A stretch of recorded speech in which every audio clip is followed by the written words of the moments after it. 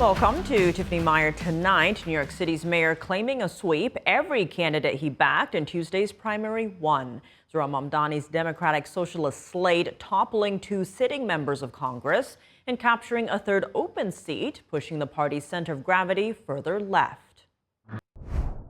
What I see these results as a reflection of are the fact that New Yorkers are hungry for a new kind of politics. They are hungry for a politics that understands working people should be at the heart of it. And they're hungry for a politics that looks at the wealthiest city in the wealthiest country in the history of the world and understands that it's unacceptable that 1 in 4 are living in poverty. Tonight, how Mamdani's clean sweep sets up a fight inside the Democratic Party from Washington to New York heading into November. Joining me now with more, Robin Biro, Democratic strategist and former Obama Regional Campaign Director, and Sandy Adams, former Congressional District Director and author of Government, Servant, or Master. Thank you both so much for joining us tonight. Robin, I want to start with you. Mamdani was 3 for 3 last night. Is he the new power broker? What's your take? Well, definitely in New York City, outside of, and the state of New York. Outside of that, I'm not so sure, Tiffany. I think that by and large, the Democratic Party, 80% of us are still in the sweet spot in the middle, centrists, if you will, myself included. It's worth noting, though, that democratic socialism has certainly taken root over the last 10 years. I'm being told by the younger folks in my party that it's the future, and I'm paying attention to what they have to say cautiously. I do agree with some of their points. I do think that higher income individuals do need to be taxed more, like we used to have in the 90s. And I do think that labor unions deserve more say. And Robin, very quickly expanding on that, how is the Democratic Party reacting to the left-wing wins last night?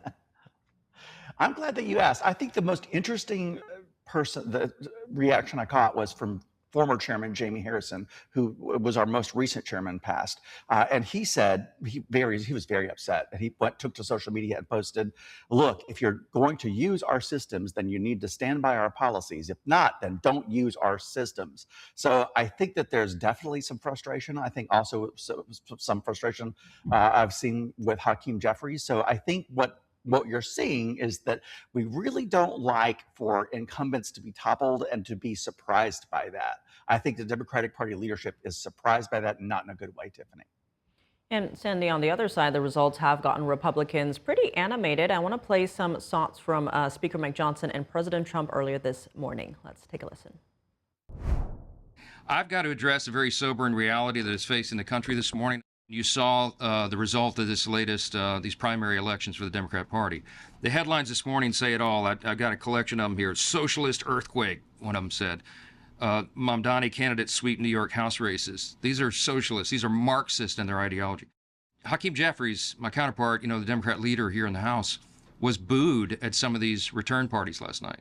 There are many Mamdanis popping up all around the country. It is a dangerous thing. This is not a joke.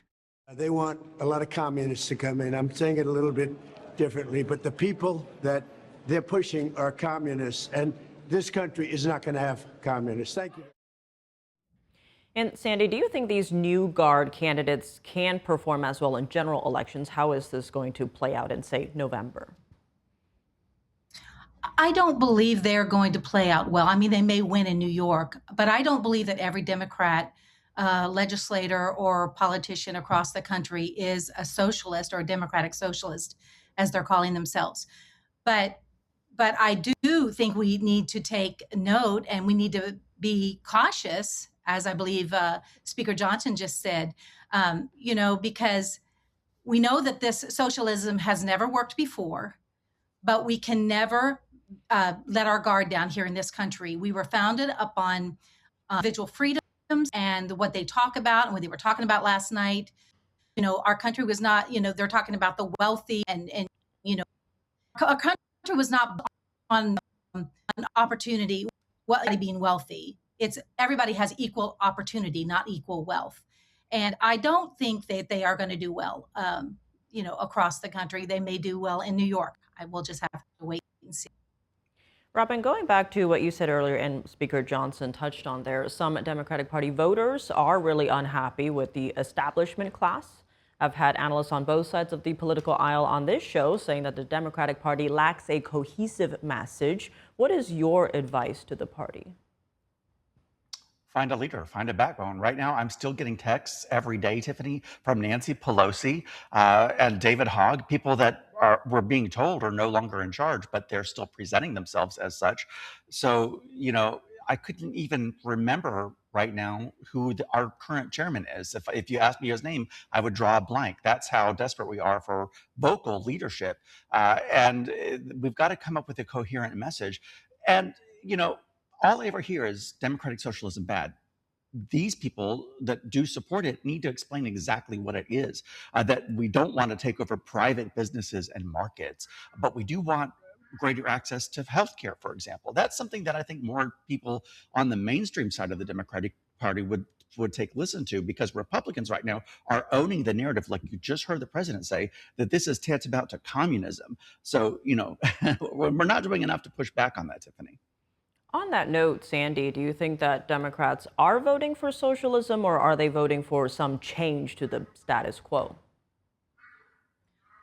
Well, I think the group that we saw last night, and those crowds, I believe they're voting for communism. They may not know it, but this is exactly how it started. My husband grew up in Ethiopia, where the Chinese and the Russians came in. He lived through a war for 3 years. And what did they say? They touted all these good things that the people who were landowners and who owned a lot of things and had a lot of wealth, that they were the problem. The same thing has happened in almost every single country that has socialism, but it has failed every time. So I believe the crowds there last night, I don't even know that they know exactly what they're voting for. I think they want change, and maybe there's some legitimacy to, some of the change they're talking about, but not what I'm hearing come out of Mamdani's mouth. He's a communist. Well, definitely a lot to watch for here for sure. Robin Biro, Sandy Adams, thank you both so much for joining us. Thank you. Thank you, Tiffany.